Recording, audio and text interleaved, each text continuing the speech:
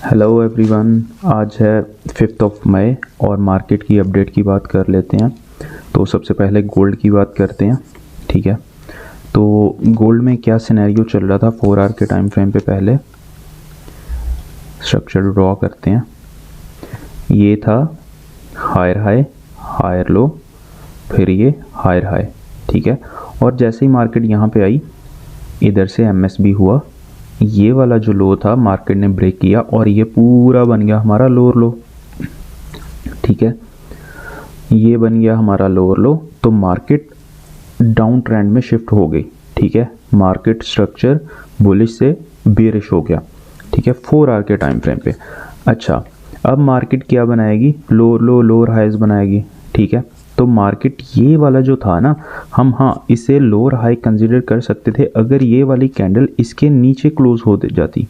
ठीक है, लेकिन क्योंकि ये कैंडल नीचे क्लोजिंग नहीं दी, इसने सिर्फ यहाँ से लिक्विडिटी ग्रैब की और फिर ऊपर चली गई, तो ये वैलिड हमारा लोअर हाई नहीं है। हमारा लोअर हाई वैलिड यही पड़ा है। ठीक है, ये पॉइंट पड़ा है। ठीक है, लेकिन और ये एक्सट्रीम ऑर्डर ब्लॉक भी हमारे पास पड़ा है।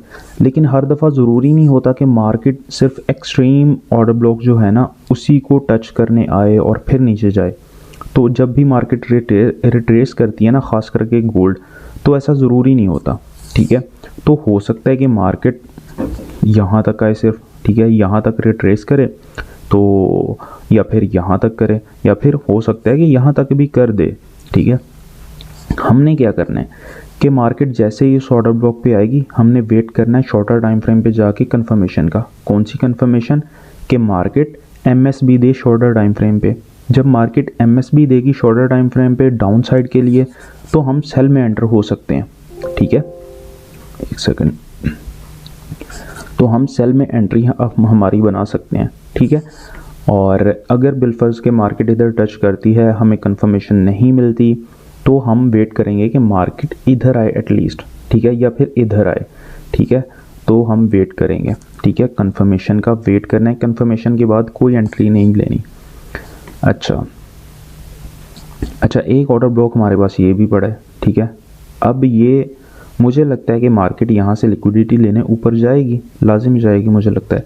लेकिन इस ऑर्डर ब्लॉक में भी हम वेट कर सकते हैं एमएसबी का शॉर्टर टाइम फ्रेम पे, क्योंकि प्रोबेबिलिटीज़ होती हैं ट्रेडिंग में। ठीक है, ऐसा नहीं होता कि सिर्फ मुझे लग रहा है, हमने वो ट्रेड करना है जो हमने चार्ट पे देखना है।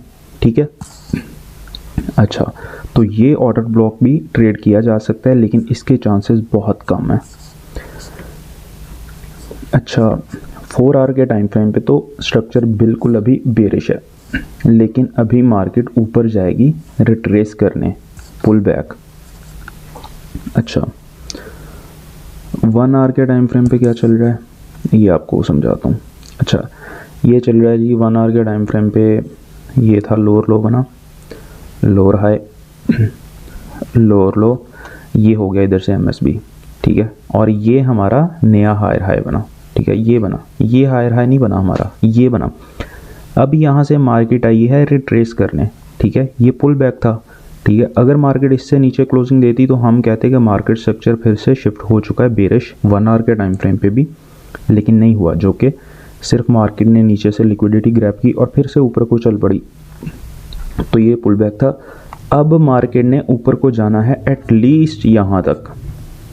ठीक है, एटलीस्ट 46-62 के लेवल तक जाना है मार्केट ने, गोल्ड ने। ठीक है, यहाँ तक जाएगा। उसके बाद हम देखेंगे कि अगर इस रेजिस्टेंस को ब्रेक करता है, ठीक है, ऊपर जाता है, तो फिर हम उस हिसाब से हमारी एंट्रीज बनाएंगे। इधर से सेल की बना सकते हैं या इधर से सेल की बना सकते हैं विद कंफर्मेशन।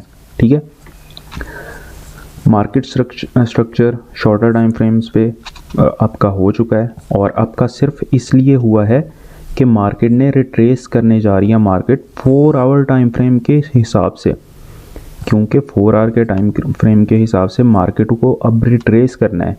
अगर शॉर्टर टाइम फ्रेम्स पे मार्केट का स्ट्रक्चर बुलिश हो चुका है, तो इसका मतलब ये नहीं है कि मार्केट पूरी की पूरी बुलिश हो चुकी है, कि अब मार्केट बहुत कोई ज़्यादा ऊपर को जाएगी, ऐसा नहीं होता। ठीक है, तो ये सिर्फ 4 आवर की रिट्रेसमेंट है। ठीक है, ये चीज़ को आपने ध्यान में रखना है। अच्छा, तो BTC की बात कर लेते हैं अब।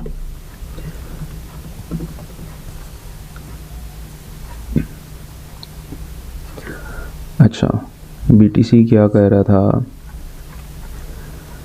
BTC का स्ट्रक्चर ये था जी कि ओके, ये था हायर हाई हायर लो, ये फिर हायर हाई हायर लो, और ये बना फिर नया हायर हाई। अच्छा, अब मार्केट यहाँ पे थी रेजिस्टेंस पड़ी हुई, ठीक है, ये पीछे से देख लेते हैं, ये यहाँ से मैंने ड्रॉ की हुई है, ये रेजिस्टेंस पड़ी थी। अब मार्केट आई एक दफ़ा, यहाँ से रिजेक्शन ली, फिर से आई, फिर से रिजेक्शन ली, फिर से आई, फिर से रिजेक्शन। अब जाके चौथी दफ़ा में मार्केट ने इसे ब्रेक किया, ठीक है। अब जब मार्केट ने इसे ब्रेक किया तो यही रेजिस्टेंस सपोर्ट में बदल गई है, ठीक है। और ये देखो मार्केट गई, फिर से नीचे आई, इसने सपोर्ट यहाँ से ली और फिर से ऊपर उठ गई, ठीक है। तो आई थिंक सो कि एटलीस्ट मार्केट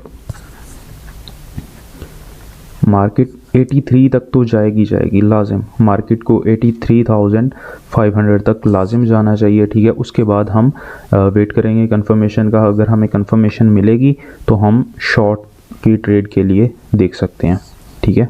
83,000 तक हमने मार्केट को नहीं छेड़ना, क्योंकि मार्केट अभी स्ट्रक्चर भी बुलिश है, शॉर्टर टाइम फ्रेम्स पे भी बुलिश है, बड़े टाइम फ्रेम्स पे भी बुलिश है मार्केट का, बिल्कुल कोई स्ट्रक्चर शिफ्ट नहीं हुआ, तो हमने कोई रिस्क नहीं लेना अभी से शॉर्ट में जाने का, ठीक है। अभी के लिए मार्केट बाय में जाएगी 83,500 तक एटलीस्ट, ठीक है। तो ये थी मार्केट की अपडेट आज की। मिलते हैं कल की वीडियो में।